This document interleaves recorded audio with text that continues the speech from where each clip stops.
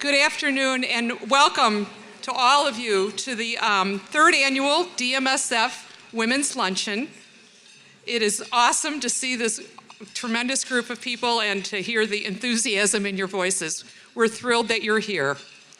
So thank you for coming to help us celebrate the mission of the Daniel Murphy Scholarship Fund and to help us champion education for everyone.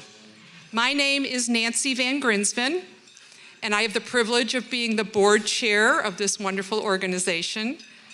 My family's been involved with DMSF for almost 20 years, which is hard to believe. Don't do the math, okay? We're not here for that purpose. But over those years, we have really enjoyed seeing the transformation of scholars who have gone through the program, the evolution and the growth of our staff, and the dreams that have been realized that started with the dreams of our founder, Jim Murphy, who is here today with us. So thank you, Jim.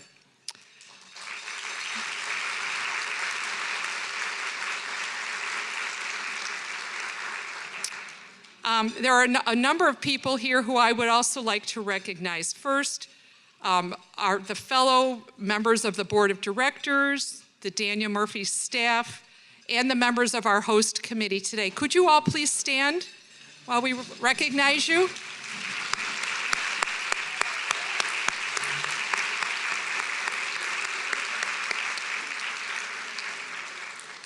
Thank you. And then there are a couple of other important introductions here. The next one is I'd like to acknowledge and introduce our new Executive Director, Jose Rodriguez.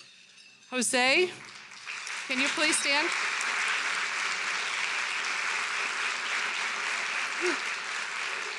Jose joined us just about a month ago, and we know, I'm completely convinced that with his passion, his drive, and his leadership, he is going to help take DMSF to the next level where we can continue to change lives. And just as a little item of interest, Jose's wife is also here today, and she is a Daniel Murphy alum. So,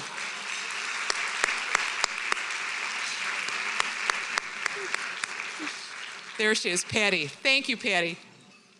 And then there's one last group of people who I would like to acknowledge, a very special group, and those are the people in this room who are other alumni of Daniel Murphy. We have quite a few of our alums here today, and can you please stand, all of you who are alums?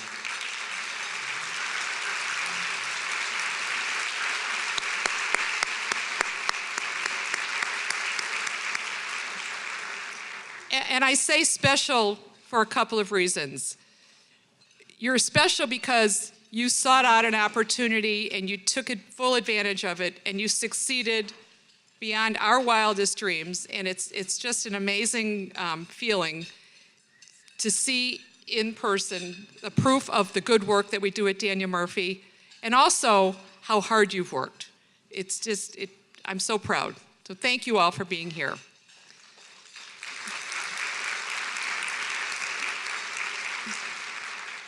So DMSF is truly a life-changing place, and we do great work in the Chicago community. Being here today with us is a great start, and I thank you for that. But I also challenge you and invite you to do more with us. There are so many different ways you can do that. Please consider joining us on May 15th at our awards ceremony, where we give the scholarships to the incoming class of scholars. Sign up to mentor a student. If you're a golfer, come out to our golf outing on June 4th. It's probably the most remarkable golf outing in the city of Chicago, charity golf outing in the city of Chicago. And other opportunities are you can come and interview with us. All of our scholars are interviewed by a team of volunteers. We would love to have you join us at that. So give it some thought. Come out and find ways that you can meet these wonderful new young people. So later on, we will be following up with each and every one of you, and we hope you'll take us up on this invitation. And now I'd like to introduce you to my friend and colleague, Willow Walker.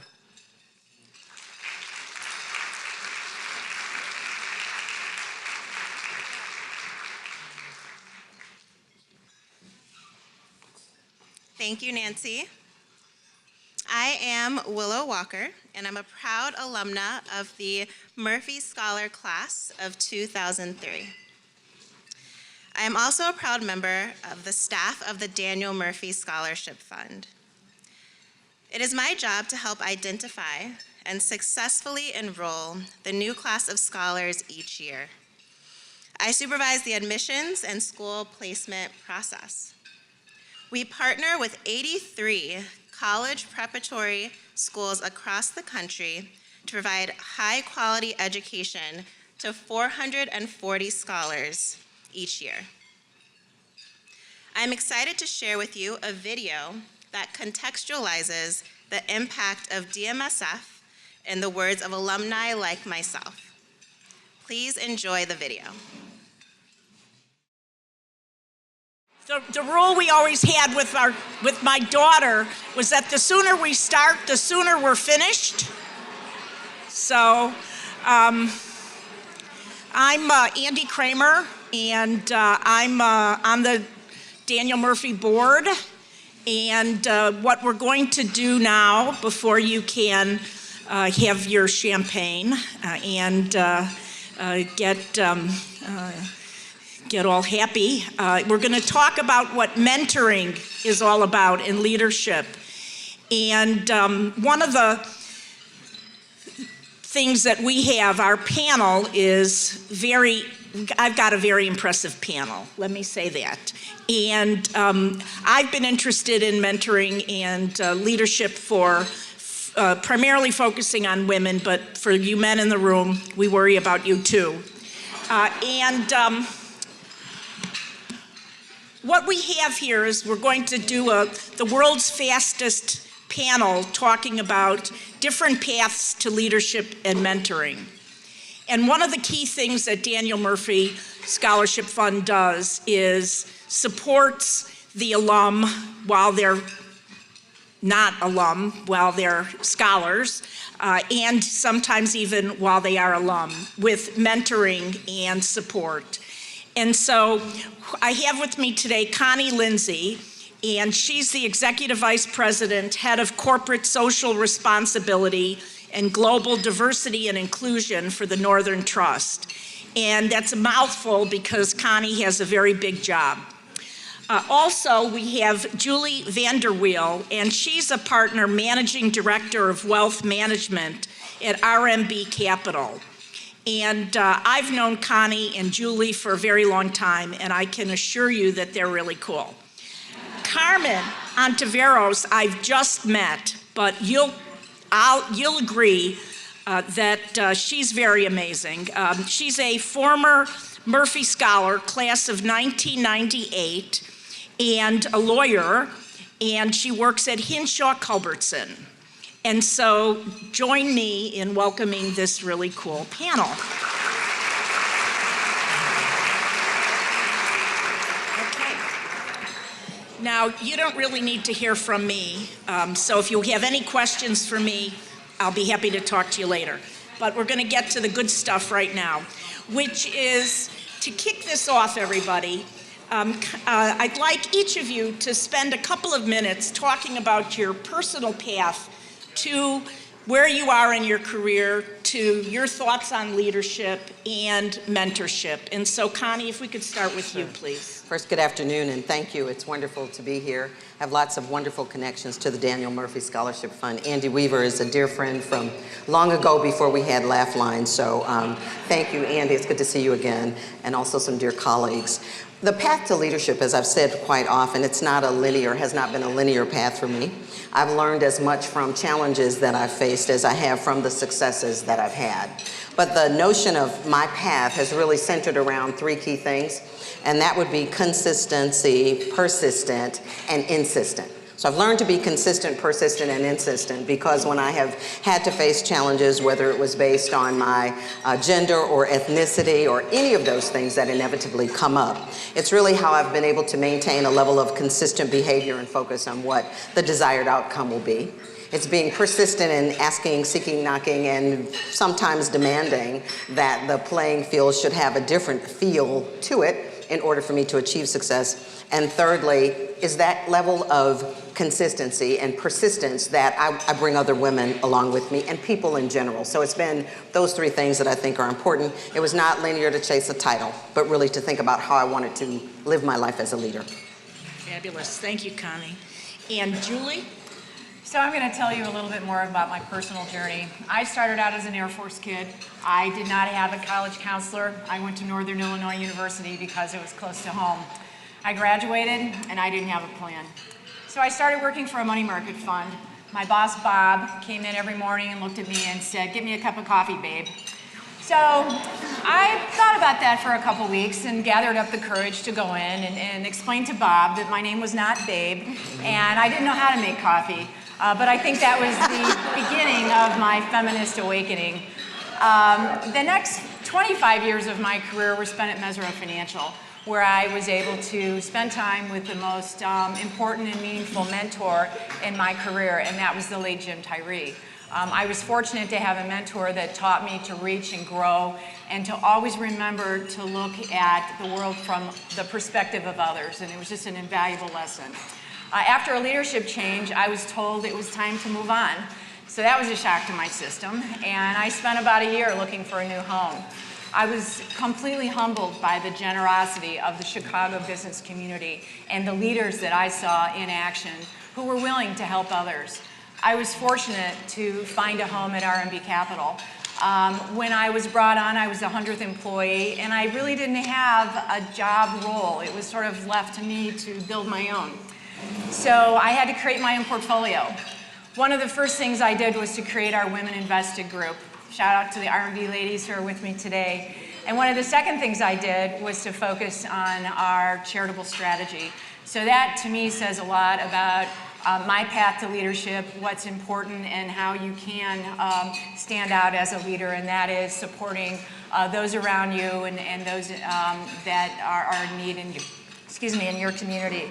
And throughout my career, I've really relied on getting involved and caring on the philanthropic side, particularly in health and education.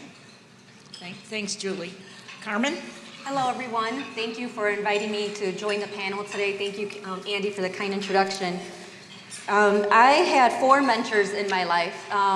One of them, Grace Kim, Mike Kennelly, Maria Bernard, and Carol. I had Maria Bernard and Carol were both DMSF mentors. I went to Trinity High School out in River Forest, and then Loyola University of Chicago. Go Ramblers! So hopefully everyone's watching the game tonight. And then I graduated from the John Marshall Law School. I had 4 individuals who took an interest in me. They taught me never to give up, and they taught me that with hard work and determination, I can accomplish any goal that I make. I had an intense desire to succeed, and they saw that in me.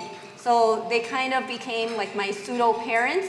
I remember one day in particular, I wasn't getting any college responses fast enough, so 2 of my mentors picked me up, took me out to dinner and sat me down, and they're like, "What is our plan?" Like, they were so worried because I didn't get any college responses right away. It took a little while, but we had a plan. I had my plan A, my plan B with different colleges, and the fact that they took time out of their day to take me to sit down with me and figure out my college outline and what my goal was going to be, that meant a lot to me.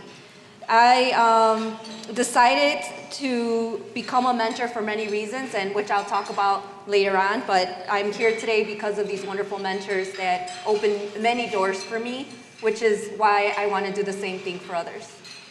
Fabulous. Thank you very much. And so Connie raised an important point about needing to, if the field wasn't level, how she was going to figure out how to either level the field or change it. And so before we start talking about mentorship and the value of mentorship, Connie, I hope that you'll spend a minute or two talking about the elephant in the room, the bias and stereotypes that affect all of us, even when we're interacting with people who are well-intentioned. So first I'd like to level set. My background is business. It's not human resources or diversity and inclusion.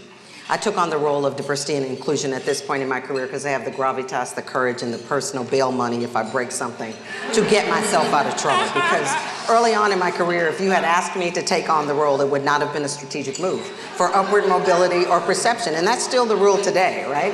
I mean, people often think of diversity and inclusion and they look at you in an interesting way and think that the thing that you're doing is you're trying to make people feel good. While helping people feel better about themselves is an interesting byproduct, the core of it is, when I think about unconscious bias, the first thing is to understand that all of us have biases.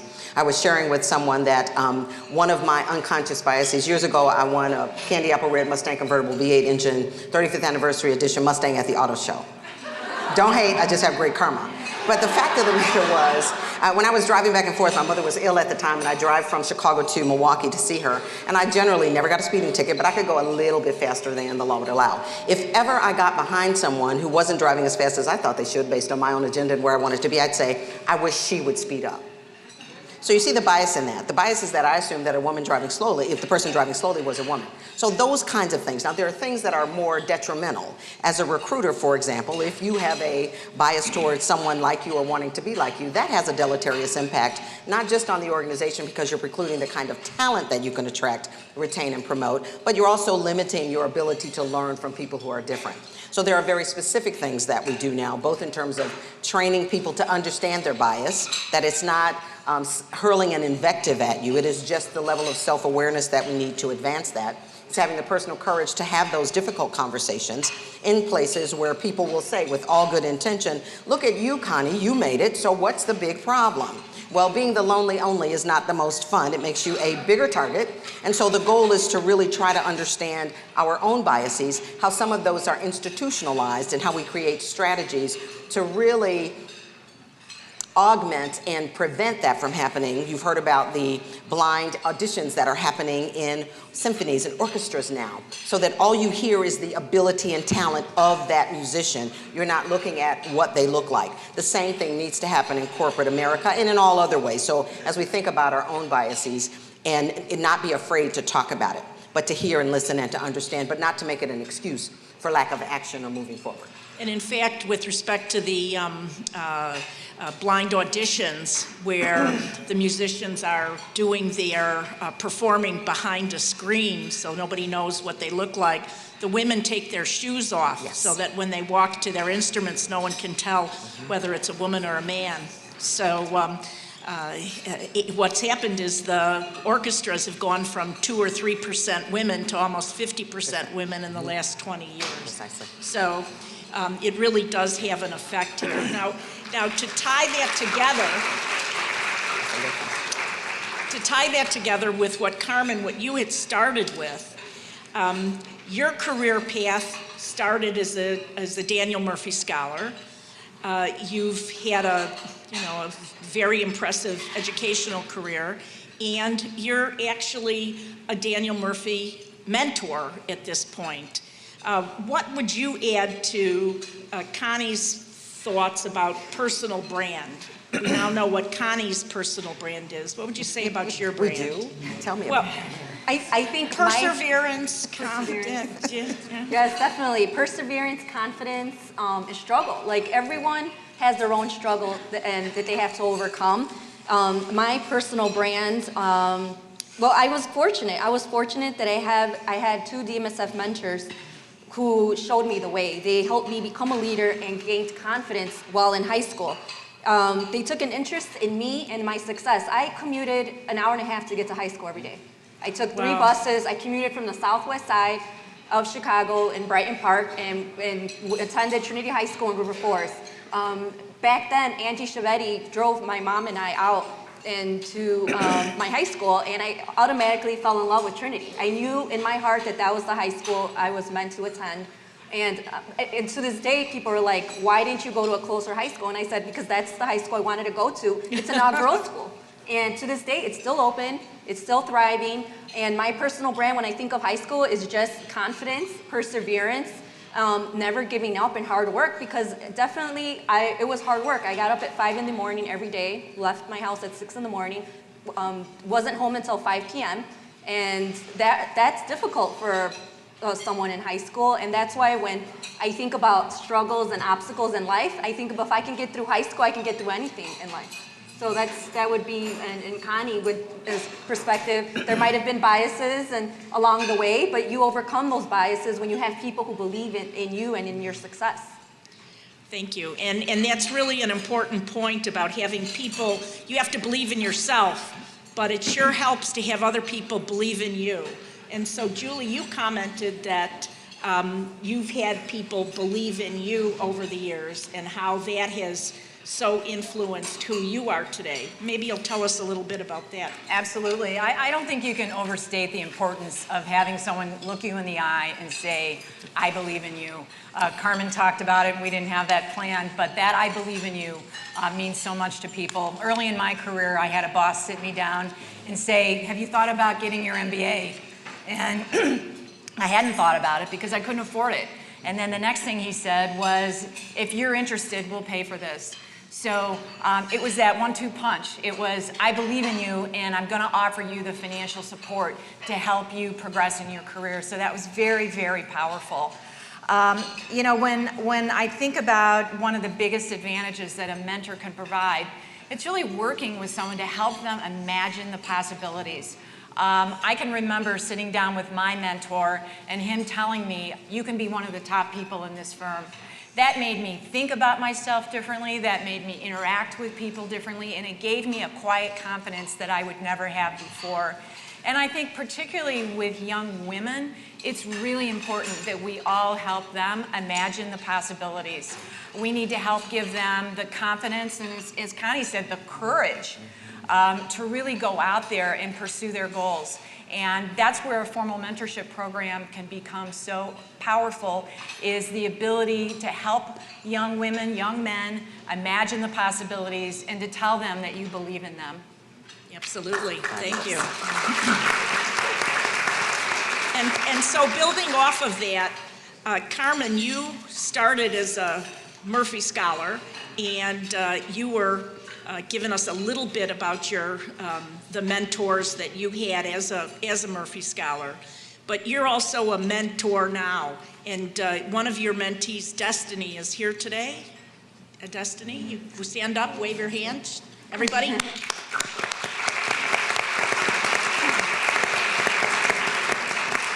So what would you add to what Julie said about the importance of mentorship when you're looking at one of your mentees right in the eye? What would you say? Destiny was actually last year's speaker. Okay. So yes. I'm actually following in her footsteps, so I'm happy to do that.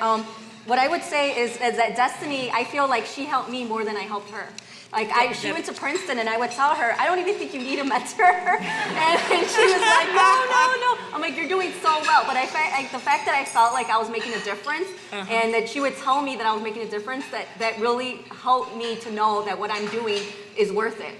And that's one of the reasons why I decided right now I'm a liaison at Cristo Rey High School. This is my second year. I go there once in the fall, once in the spring, and just meet with students and talk to them about what their experience is as a student, and for them to give advice to freshmen and sophomores, the seniors and the freshmen and sophomore, to ask questions about what it is to be a student at Cristo Rey. So I would say thank you, Destiny, for being a good mentee and mentor too. And mentor, and for making me so proud. I'm so proud to have been called your mentor. And what I can say is about becoming a mentor is that because of my mentors, I gained that confidence and I became a better leader. Because people say that in grade school I was shy, and then I went to an all-girls school and I feel like I blossomed and I became this outspoken leader, which it wasn't for those 4 mentors. I don't know if I still would have been in my shell and not become more outspoken. They gave me that confidence to become the woman I am today. It's fabulous. And so to build off of that, Connie, you said a couple of important things about needing to take a risk and raising your hand. One of the things about getting the right mentor or a sponsor is taking some risks. Tell us a little bit give us some pointers as to what you would suggest about taking risk and reaching for the stars. First, I'd like to give my quick tweetable definition of coaches, sponsors, and mentors. And I do it in this way. Coaches talk at you, mentors talk to you, and sponsors talk about you. The etymology of the word mentor, if you remember your Greek mythology, means trusted advisor.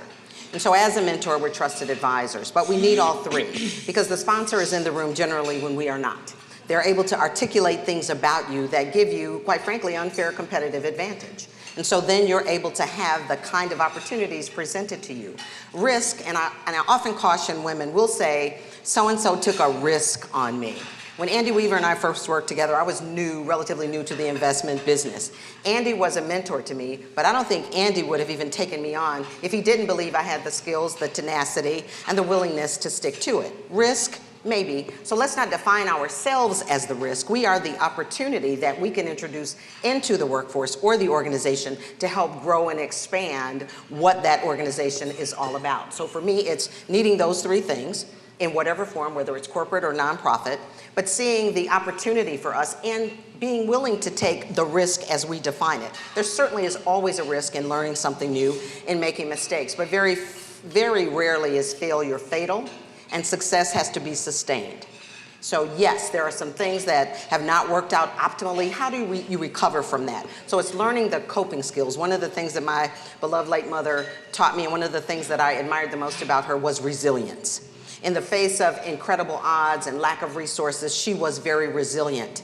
Equally as important, she was not bitter. For a certain amount of time during my childhood, we lived in public housing, and all of the isms and beliefs and biases that come with that.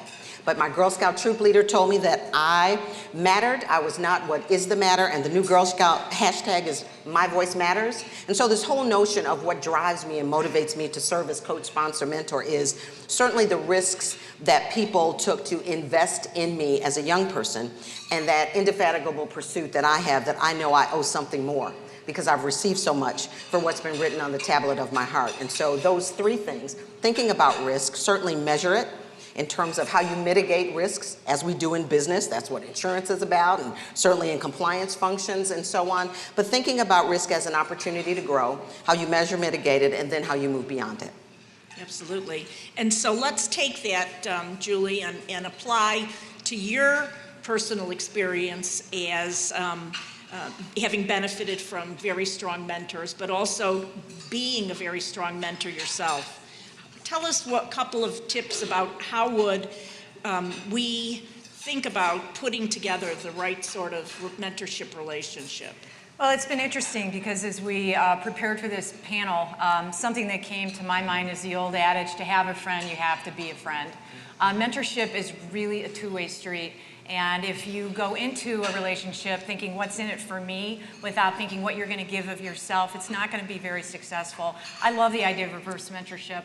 I love spending time with younger women who can help me on social media and things that I'm not quite as advanced on that I need to be. But it really needs to be a coming together of two people. I had a mentorship with a younger woman several years ago. We met for breakfast. And we kind of petered out, and it didn't really work. And I looked back and said, what didn't work on that? And how could I have been differently and behaved differently? And I think it's because we went into it and we didn't really talk about what we wanted, what each of us were willing to commit and invest to the relationship. And I think that ultimately made it not as successful as one where you're able to sit down and talk about your needs. You know, you'll have all different kinds of mentors through your life. I know I've been sought out for ladies that are younger and looking for how to manage work-family balance, because I've done that. People that have been looking for advice on philanthropic, because that's been a big part of how I've defined myself. So you seek different mentors out for different kinds of needs, but I think you always have to be really clear up front about what you're willing to give and what you want in return, and be committed to it. And I think a real, true, successful mentorship is both heart and head. Absolutely, absolutely. And so, Connie, do you want to add anything to that? I think equally as important, it is a relationship and understanding the expectations of each. It's also important to know when the mentoring relationship should morph. So I've mentored people for whom my skills and knowledge only went to a certain level. And so it was important for me to say, it's time for you to find another mentor, because that's where you are. So it's not to become so attached that we are not willing to introduce individuals to other people and being clear about how far because we're not trying to create people in our image, right? We're trying to help that individual discover more about himself or herself so that they can advance. And I mentor all kinds of people from all walks of life, and I'm fortunate to be mentored by lots of individuals. I get so much more information from mentoring people from different areas of the firm, different walks of life, and it just helps make me a better person. And I'm able then to ask really good questions. And finally, I'd leave you with, I've heard people say, well, I wouldn't be a good mentor because I don't have an MBA or I don't have certain education. There's an African proverb that says, if you think you're too small to make a difference, try sleeping in a closed room with a mosquito. Yeah, and let's not think about sleeping in a closed room with a mosquito. That's right. So with that proverbial wisdom, Carmen, you've flagged for us, and I've come back to you several times about the connection between mentoring and being a mentee and the circle and whatnot. So tell us about what Daniel Murphy's scholarship program and the mentorship program that we made available to you, and now you're making available to others. Tell us a little bit about that from a personal level. Sure. Some of the activities that I was fortunate to be involved with my mentors, one of my mentors from DMSF, she took me to get my driver's license. So she lived out in Minooka, and I took the train out there, and she took that interest in me, and I also shadowed her at work one day. So she knew that I was trying to figure out my path, so she said, why don't you come to my office, and I can show you around. And I knew that I wanted to work in an office after that because of her. She was in the financial industry. And I want to say DMSF helped me out tremendously, even while a DMSF Scholar and beyond. While a DMSF Scholar, they provided the tools, not only financially, but the tools to succeed. And upon graduation, I was working for former Mayor Daley as a press aide. That was my first job graduating from Loyola. And then I left in 2006, and I was trying to transition into the law field, and DMSF helped me. They connected me with 2 board members to try to get into the law field. So I met with one of their former director of development, and he passed out my resume at a board meeting. So it was like, because I was a DMSF scholar and alum, he's like, well, there's this scholar who's interested in possibly getting the law field. Can you at least meet with her? So I'm grateful for that. I'm grateful that DMSF, it wasn't just a scholarship while I was in high school, but also once I graduated, and I'm still involved with them today. So they not only help you while you're a scholar, but also beyond. So for that, I'm very grateful and appreciative to be here. And like she said, they've invested in me, and I had 4 mentors who invested in me, and I still keep in touch with 2 of them. One lives in Seattle, and she actually flew me out to Seattle when I graduated from college, so that was good. And another mentor I still see, she flew me out as she let me use her miles. Out to Seattle. It was her miles, and she was so proud of me for graduating and knowing everything that I went through. So I will always be grateful for the 4 mentors. That is why I continue to stay involved with organizations such as DMSF. Okay. Thank you to our panelists. They really worked hard.